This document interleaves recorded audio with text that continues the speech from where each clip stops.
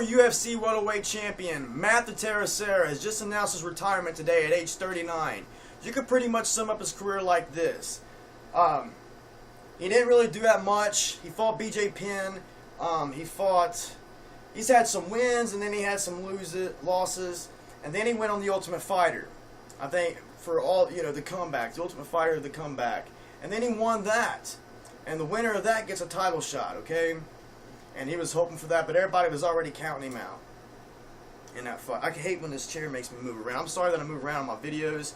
It's this bar stool, and as you can tell, I can move around like this. It makes me spin. But anyway, people was counting him out, talking about GSP's next opponent, and all of a sudden, out of nowhere, Matt Serra lands this blast on GSP's chin, and then you see GSP's looking like Gumby, skating on ice, you know what I mean? And then Matt Serra won that fight.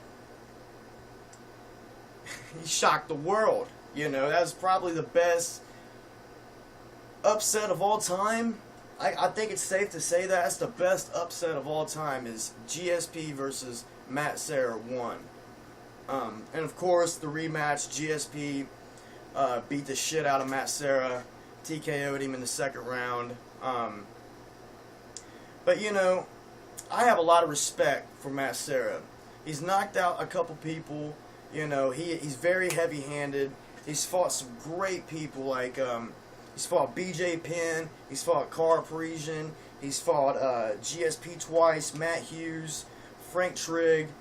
I mean, he's fought a lot of people, and he's won a pretty good amount of fights. And plus he knocked out George St. Pierre, who people consider, not me, but a lot of people consider him as the second best pound-for-pound fighter in the world.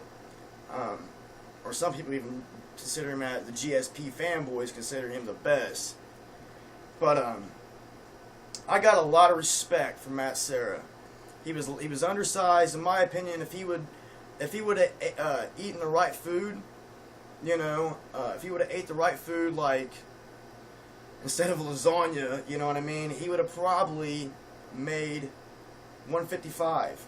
He would have probably, and stayed it that way. And he would have probably, could have even cut down to 145. He had a frame at one time that he looked like he can do it.